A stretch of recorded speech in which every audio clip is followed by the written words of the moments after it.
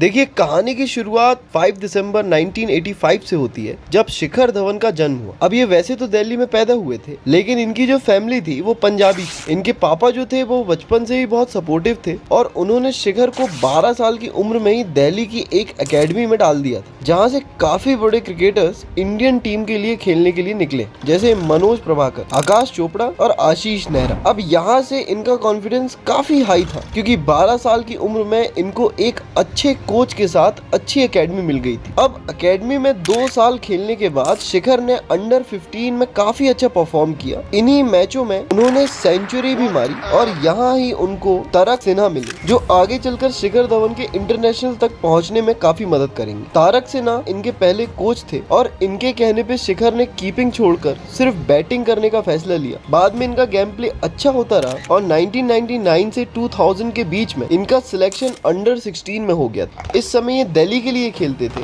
और बाद में रणजी ट्रॉफी तक ये चले गए और सारे मैचेस इन्होंने दिल्ली के लिए ही खेले। अंडर 16 में शिखर टॉप रन स्कोरर थे और उसके चलते ये अंडर 19 में सिलेक्ट हो गए। फिर 2002 की कूच बेहर ट्रॉफी और 2003 की विन्नू मंकड़ ट्रॉफी में भी शिखर का बल्ला बोलता है और अब इनका सिलेक्शन हो जाता है अंडर 19 वर्ल्ड कप स्क्वाड। ये वर्ल्ड कप 2004 में होना था और इस वर्ल्ड कप में शिखर के साथ सुरेश रैना, रॉबिन उथप्पा, आरपी सिंह और दिनेश कार्तिक जैसे प्लेयर खेलने वाले, और यही प्लेयर्स आगे चलकर इंडिया के लिए खेलते। इस वर्ल्ड कप में इंडिया पाकिस्तान से सेमीफाइनल हार गया और बाद में पाकिस्तान ने वर्ल्ड कप भी जीत लिया था। लेकिन इंडिया के लिए ये पूरे टूर्नामेंट में शिखर ने सबसे ज्यादा रन 505 रन बनाए और ये रन इन्होंने 84.16 के एवरेज के साथ बनाए थे, जिसके चलते शिखर को बहुत अच्छी रिकॉग्नाइजेशन मिल गई। इवन शिखर का आईसीसी टूर्नामेंट में रन बनाने का सिलसिला यूं ही चलता रहा और इसके चलते इनका सिलेक्शन 2006-2007 रणजी ट्रॉफी में हो गया था और इसमें इन्होंने तमिलनाडु के खिलाफ मेडन सेंचुरी बनाई। अब एक तरफ ये सब चल ही रहा था और दूसरी तरफ 2008 में आईपीएल की शुरुआत हो जाती है।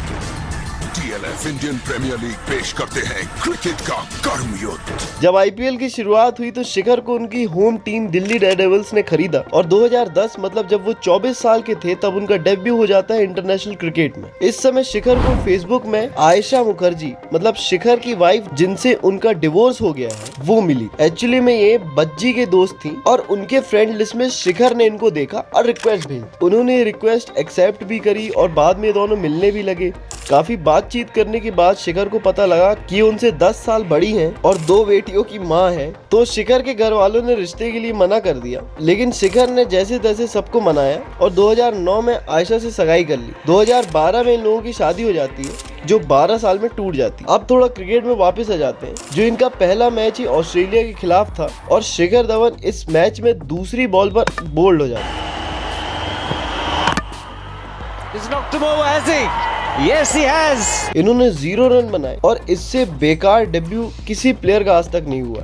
इसके बाद शिखर अगले 2 साल सिर्फ 5 मैचेस खेल पाते। 2012 में तो शिखर को एक भी वनडे मैच खेलने नहीं दिया गया। जहां डोमेस्टिक क्रिकेट में शिखर सेंचुरी मार रहे थे, वहीं इंटरनेशनल में उन्होंने सिर्फ एक 50 मारी थी और 5 इनिंग्स में 69 रन बनाए थे। शिखर धवन का करियर यहाँ ही खत्म हो जाता, लेकिन रणजी ट्रॉफी में कंसिस्टेंट परफॉर्मेंस के चलते इनका सिलेक्शन ऑस्ट्रेलिया के खिलाफ होने वाली टेस्ट सीरीज में हो जाता है। सबके लिए शिखर एक थर्ड ऑप्शन थे और इसके चलते उन्हें पहली 2 टेस्ट में मौका ही नहीं मिल पाता। लेकिन थर्ड टेस्ट जो मोहाली में था, उसमें जैसे ही शिखर को मौका मिला उन्होंने डेब्यू मैच में ही फास्टेस्ट इंडियन बैटर सेंचुरी मार दी। बाद में उन्होंने 187 रन बनाए, जो किसी भी बैट्समैन के डेब्यू के लिए हाईएस्ट स्कोर बन गया। पर सेकेंड इनिंग में चोट के चलते ये बैटिंग ही नहीं कर पाए और बाद में 4 टेस्ट भी इन्होंने नहीं खेला। जैसे ये चोट से रिकवर हो जाते वैसे ही 2013 के आईपीएल में जाते और इसमें शिखर धवन 10 मैचेस में 38.37 के एवरेज से 311 रन बनाते, जिसमें 3 हाफ सेंचुरी भी शामिल है। और इसी परफॉर्मेंस के चलते ही again got selected in Indian one day team और इस बार कोई नॉर्मल सीरीज नहीं बल्कि 2013 की चैंपियन ट्रॉफी होने वाली है।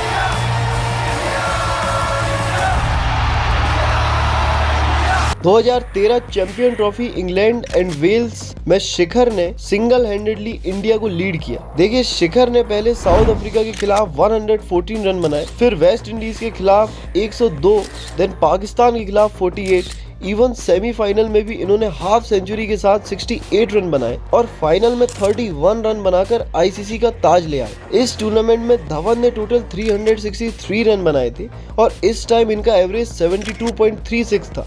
बाद में इंडिया ने चैंपियंस ट्रॉफी भी जीती और शिखर धवन को मैन ऑफ द टूर्नामेंट भी मिला विथ गोल्डन बैट। और यही वो टूर्नामेंट था जब शिखर धवन और रोहित का ओपनिंग पेयर फिक्स कर दिया गया और विराट भी नंबर 3 पर सेट हो गए। अब पूरे साल तो धवन का परफॉर्मेंस बहुत डिसेंट रहता है, लेकिन जैसे ही बड़े टूर्नामेंट्स आते हैं धवन का बल्ला जमकर बोलता है। जैसे 2014 एशिया कप के पहले धवन पूरे साल फ्लॉप थे, लेकिन एशिया कप में इन्होंने अगेन इंडिया के लिए सबसे ज्यादा 182 रन बनाए। यहाँ तक लोग धवन को as a big match player देखने लगे जो बड़े मैचेस या आईसीसी टूर्नामेंट्स में रन बनाएंगे। लेकिन 2014 में ही जब T20 वर्ल्ड कप आया तब धवन की बैटिंग मानो कोलैप्स हो गई। धवन ने पहले मैच में 30 रन बनाए, देन 0, देन 1 रन और उसके बाद अगेन टीम से ड्रॉप कर दिए गए। उनकी जगह रोहित और रहाणे को ओपनिंग भेजा जाने लगा, लेकिन फिर भी इंडिया 2014 वर्ल्ड कप फाइनल हार गई।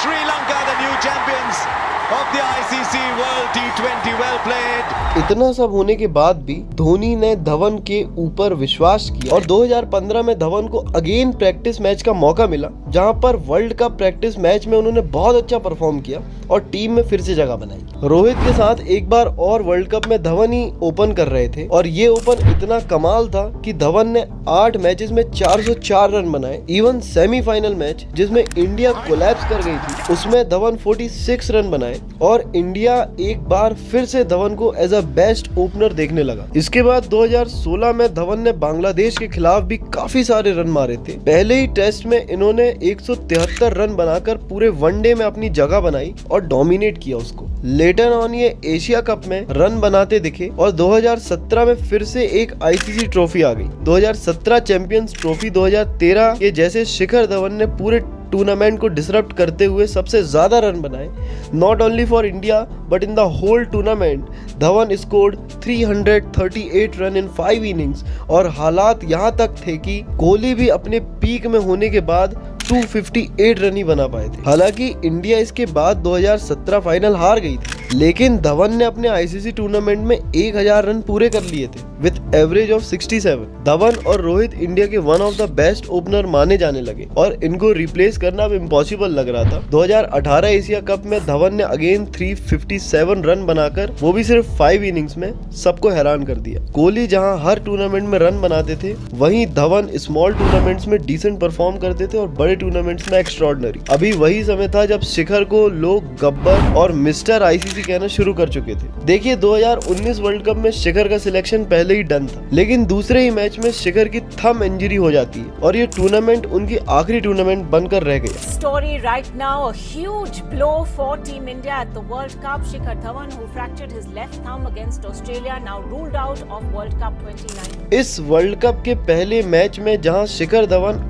8 रन बनाए थे, वही दूसरे मैच में 117 रन बनाए जो माइडी ऑस्ट्रेलिया के सामने थे और इसके बाद ही वो इंडिया वापस आ गए बिकॉज ऑफ थंब इंजरी। पर 2021 में अगेन उन्हें श्रीलंका टूर के लिए सिलेक्ट कर लिया गया और इसमें उनको कैप्टन भी बनाया गया, लेकिन शिखर की कैप्टनसी उतनी खास नहीं रही। हालांकि उन्होंने काफी रन बनाए, लेकिन उनका स्ट्राइक रेट गिरता चला गया। देखिए शिखर को टीम में रखने का मेन पर्पस उनका स्ट्राइक रेट था, जहां वनडे में कोहली और रोहित का स्ट्राइक रेट 70-80 का है, वही शिखर का स्ट्राइक रेट हमेशा 90 प्लस का था। लेकिन 2022 में शिखर का स्ट्राइक रेट 91 से 74 हो गया था और इनका एवरेज भी 44 से 34 हो गया था। इसके चलते इनकी जगह शुभम को मौका मिला और शुभम ने काफी अच्छी परफॉर्मेंस दी। 2022 के बाद हमें गब्बर कभी देखने को नहीं मिले। अब इसमें काफी लूप होल्स हैं, जैसे काफी लोग का मानना है कि उनकी वाइफ और इनके बीच रिश्ते अच्छे नहीं थे, जिसके चलते मेंटली डिस्टर्ब हो गए हो और शिखर अच्छा परफॉर्म नहीं कर पाए। खैर बाद में ये हमें देखने को भी मिला जब शिखर और आयशा का डिवोर्स 2024 में हो गया। अब फाइनली 24 अगस्त को इस लेजेंड ने रिटायरमेंट अनाउंस कर दी। He was really one of the best player India could ever have और मैं उम्मीद करता हूँ कि आपको ये वीडियो पसंद आई होगी। अगर आई है तो चैनल को सब्सक्राइब जरूर करें, कमेंट सेक्शन में अपने व्यूज बताना मत भूलें, अपने दोस्तों के साथ इसे शेयर जरूर करें, लाइक करें। बहुत बहुत धन्यवाद।